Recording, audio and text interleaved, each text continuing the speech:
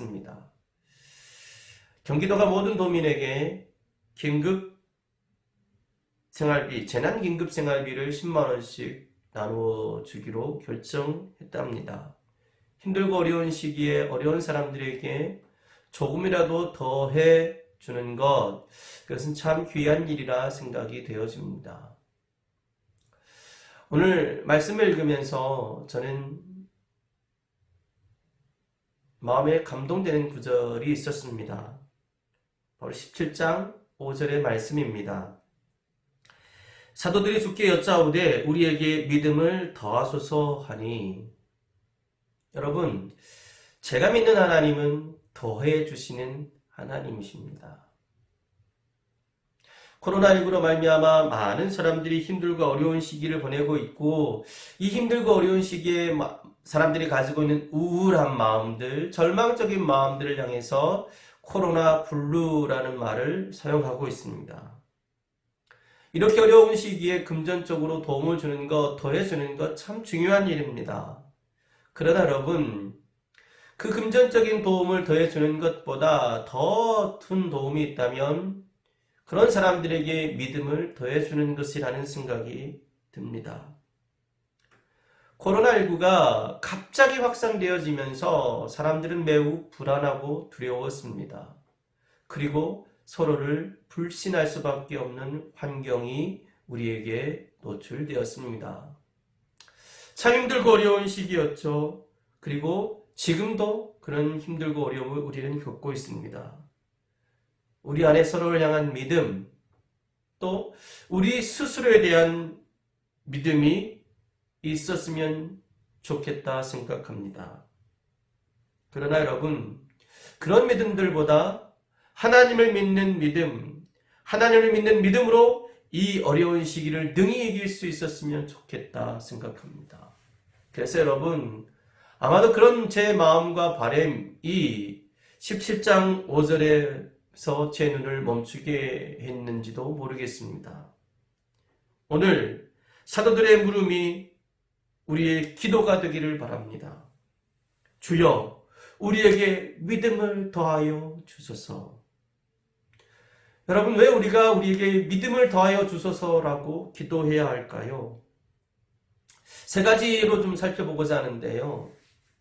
왜 우리가 믿음을 더해 주소서라고 기도해야 하냐면, 믿음은 구원을 이루기 때문에 그렇습니다. 여러분, 구원이라는 것이 무엇인가요? 구원은 나병 환자의 나병이 깨끗해지는 것이 구원입니다. 앞을 보지 못했던 사람이 앞을 보게 되는 것이 구원입니다. 원한이 가득했던 과부의 원한이 풀어지는 것, 그것이 바로 구원이죠. 그렇습니다. 구원이란 오늘 내가 처한 삶의 문제가 해결되어지는 것, 그것이 바로 구원입니다. 또 구원이란 무엇일까요? 17장 21절에는 이렇게 기록하고 있습니다. 하나님의 나라는 너희 안에 있느니라. 18장 17절에는 내가 진실로 너희에게 이르노니 누구든지 하나님의 나라를 어린아이와 같이 받아들이지 않는 자는 결단코 거기 들어가지 못하리라 하시니라. 아이들의 특징이 있습니다. 아무리 힘들고 어려운 시기에도요, 틈만 나면 놀거리를 찾고 틈만 나면 재밌거리를 찾는다는 거죠. 전쟁이 나면 어른들은 불안하고 불안한 마음 가운데서 그저 늘 힘들어하고 있는데, 천진난만한 아이들은 그 힘든 상황 가운데서도 기쁨을 누리고 즐거움을 찾는다는 거죠. 아마도 예수님 그런 아이들의 모습을 보면서 바로 그런 아이들의 마음을 가져야, 그런 아이들의 마음을 가진 자가 하나님의 나라를 경험한다라고 말씀하시는 것입니다. 오늘 구원이라는 것이 무엇일까요? 현실을 보면 우리의 삶이 참 힘들고 어렵습니다. 고통스럽습니다. 하루하루가, 매 시간이, 한 주가, 한 달이 너무나 힘들고 어렵습니다. 그런데 여러분, 그 어려운 시기, 그 어려운 순간에도 하나님의 은혜로 말미암아 평안할 수 있는 것. 시궁창 같은 삶을 살고 있을지라도 그 사람이 하나님을 만나게 되고 하나님의 은혜를 경험하게 되면 그 시궁창이 변합니다. 바로 하나님의 나라로 느껴지는 것이요. 여러분, 구원이라는 것이 무엇이냐? 바로 그것입니다. 구원이란 하나님의 나라를 오늘 나의 삶 가운데 경험하는 것. 그것이 구원이죠. 또 마지막으로 구원이라는 것이 무엇일까요? 18장에는 어떤 관리가 예수님께 와서 예수님께 어떻게 하면 영생을 얻는지에 대해서 묻습니다. 요한복음 3장 16절에는 하나님이 세상을 이처럼 사랑하사 독생자를 주셨으니 이는 그를 믿는 자마다 멸망하지 않고 영생을 얻게 하려 하심이라 말씀하고 있습니다. 여러분, 구원이라는 것이 무엇인가요? 바로 우리가 영생하는 것입니다. 죄로 말미암아 죽었던 우리가 예수 그리스도의 은혜, 십자가의 은혜로 말미암아 구원받는 것, 다시 살아나는 것, 다시 살아나는 것으로 멈추는 것이 아니라 영원히 하나님과 동행하는 것, 바로 그것이 구원입니다. 그래서 여러분, 오늘도 저와 여러분 가운데는 구원이 필요합니다. 17장과 18장에 공통적으로 나오는 문구가 있습니다. 어떤 문구냐면 내 믿음이 너를 구원하였느니라. 나병 환자가 깨끗함을 받을 때도 내 믿음이 너를 구원하였다 말씀합니다. 맹인이 앞을 보게 될 때도 내 믿음이 너를 구원하였다 말씀하고 있습니다. 믿음이 우리를 구원하니 마땅하게 우리가 구해야 될 것은 주여 오늘도 우리에게 믿음을 더해 주소서라는 기도가 있어야 되지 않겠습니까? 또 두 번째로 왜 우리가 믿음을 더해 주소서라고 기도해야 하는가? 믿음은 우리로 하여금 회개하는 사람으로 인도하기 때문에, 우리를 회개하는 사람을 만들기 때문에 믿음이 우리에게 필요합니다. 여러분, 회개라는 것이 무엇입니까? 회개라고 하는 것에 대해서 18장 13절에 이렇게 기록을 하고 있어요. 세리는 멀리 서서 감히 눈을 들어 하늘을 쳐다보지도 못하고 다만 가슴을 치며 이르되 하나님이여 불쌍히 여기소서 나는 죄인으로소이다 하였느니라. 세리는 자기가 죄인임을 하나님께 고백하고 있습니다. 용서를 구하는 것이죠. 그렇습니다. 여러분, 교만한 사람과 겸손한 사람의 차이는 어디에 나타나는 걸까요? 교만한 사람은 자기를 의인으로 바라봅니다. 그러나 겸손한 사람은 자기를 죄인으로 바라봅니다. 사람에게 있어서 가장 최고의 자기 낮춤은 자기 자신이 죄인임을 고백하는 것이죠. 종국의 노벨상이라고 하는 텀플턴상을 한경직 목사님께서 받으셨습니다. 그리고 그 상을 받고 한국으로 돌아오셨습니다. 많은 사람들이 축하를 드리고자 자리를 마련하고 그 자리 가운데 목사님의 이제 어떤 감동 사연을 좀 말씀을 좀 듣고 싶어서 이제 목사님이 단위에 올라오셨습니다. 그 한경직 목사님께서 교인들을 향해 함께 모인 많은 사람들에게 하신 첫 번째 말씀은 나는 죄인입니다 라는 고백이었습니다. 세상이 인정하는 의인이었지만, 세상이 인정하는 훌륭한 사람이었지만 한 목사님의 고백은 나는 죄인이었다라는 고백이죠. 바로 이것이 회개입니다. 그런데 여러분, 많은 기독교인들이 회개라고 하는 것에 대한 개념을 너무나 축소시켜서 바라보고 있습니다. 내가 죄인임을 고백하며 용서를 구하는 것만이 회개가 아니더라는 거죠. 17장 14절에 보면 이렇게 기록을 하고 있습니다. 만일 하루에 7번이라도 내게 죄를 짓고 7번 내게 돌아와 내가 회개하노라 하거든 너는 용서하라 하시더라 말씀합니다.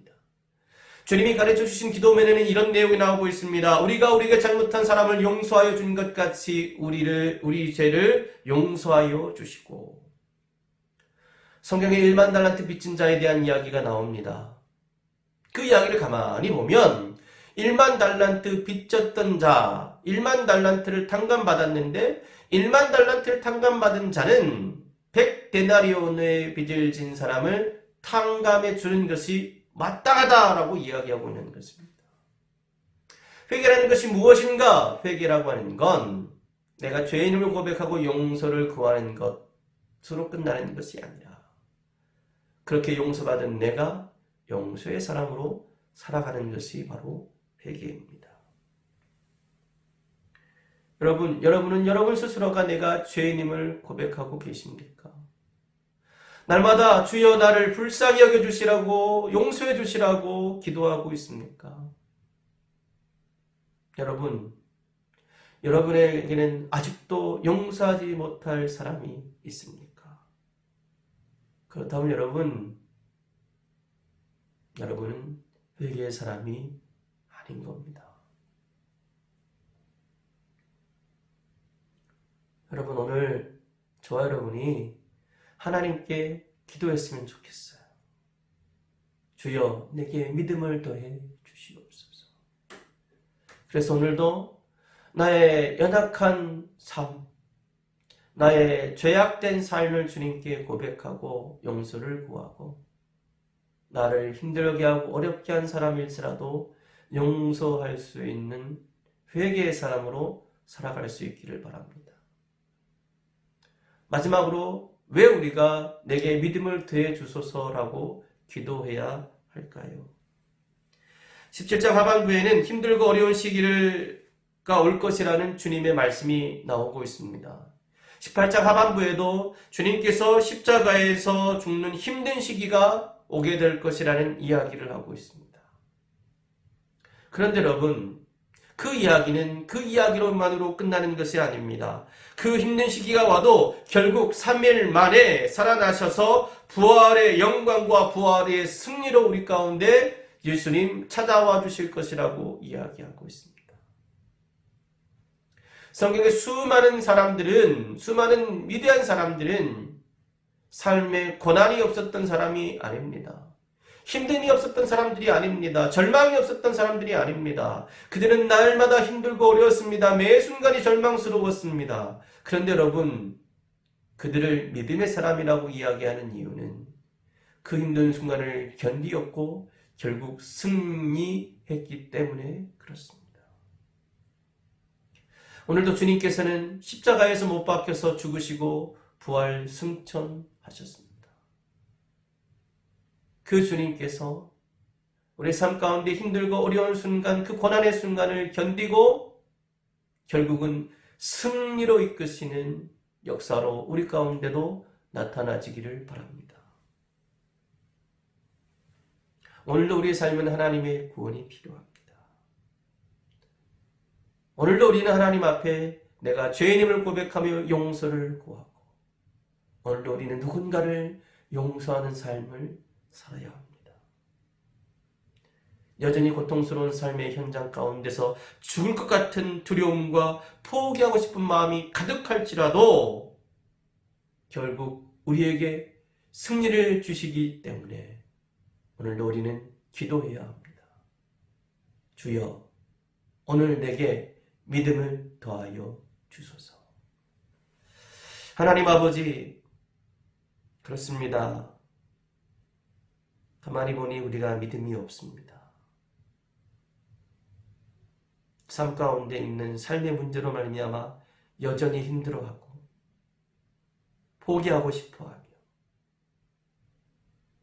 그 책임을 누군가에게 돌리고 원망하고 미워하고 있는 마음이 우리 가운데 있습니다. 주여, 이 새벽 우리에게 믿음을 더하여 주옵소서. 주여, 이 새벽 우리에게 믿음을 더하여 주셔서 우리가 하나님의 구원을 경험하게 도와주시고 우리에게 믿음을 더하여 주셔서 하나님 오늘도 고난을 견디고 승리할 수 있는 우리가 되게 하여 주옵소서. 예수 그리스도의 이름으로 기도드립니다. 아멘.